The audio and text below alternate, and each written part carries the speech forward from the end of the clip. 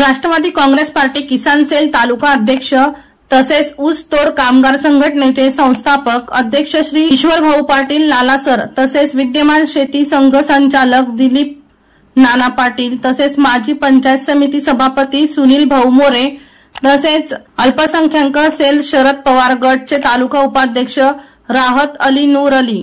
युवक उपाध्यक्ष शरद पवार गट ॲडव्होकेट सागर गुजर, आव्हाने गावाचे उपसरपंच मंजूर दादा, माजी सरपंचाचे भाऊ रमण दादा वाणी, समाजाचे अध्यक्ष राजेंद्र दादा वाणी अशा अनेक कार्यकर्त्यांनी श्री ईश्वरभाऊ पाटील यांच्या नेतृत्वाखाली राष्ट्रवादी काँग्रेस पार्टी अजितदादा गटात सन्माननीय अजितदादांच्या हस्ते प्रवेश केला। वर्षा लोहार यांचा रिपोर्ट V1 लाईव्ह जळगाव।